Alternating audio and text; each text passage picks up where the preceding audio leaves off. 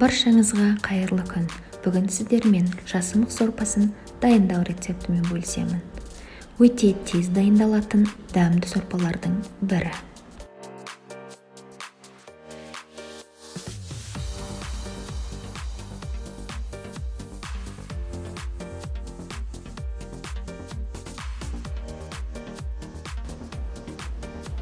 Ол үшін бізге 200 грамм жасамық, 200 грамм тартылған ет, 3 картоп, 1 қызанақ, 1 пияз, 3 сарымсақ бөлігі, аскөк пен ақ желкен, 2 ас қасық зәйтүн майы, 2 ас қасық тұз, жарты шай қасық қара бұрыш, жарты шай қасық базилик қажет. Картопты текшелеп тураймыз.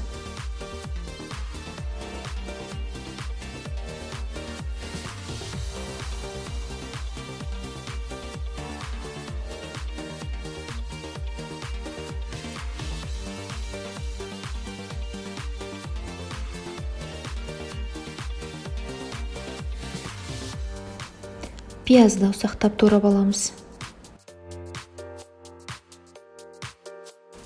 Сарымсақты майда бөліктерге бөліп тураймыз.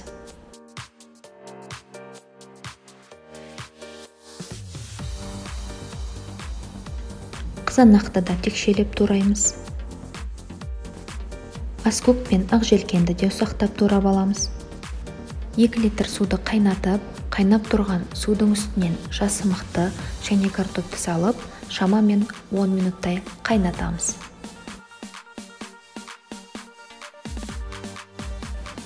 Енді табамызды қыздырып, үстінен зәйтүн майын салып, пияз бен сарымсақ бөліктерін 3 минуттай қуырамыз.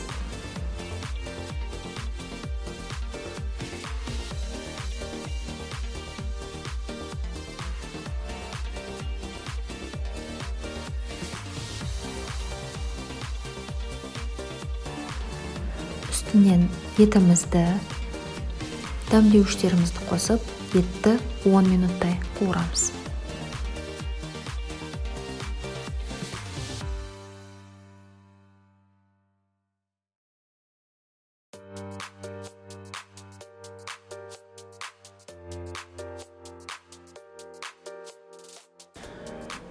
Етіміз дайын.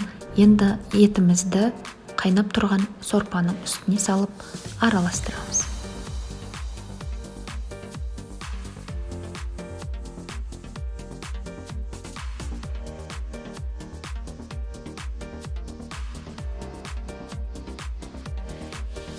Үстінен қызанақты саламыз.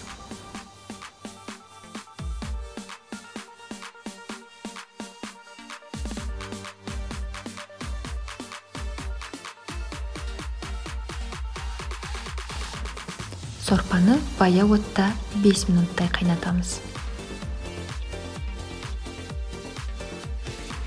Сорпамыз дайын. Үстінен аскөк пен ақ желкенімізді салып, дастарханға ұсынуымызға болады.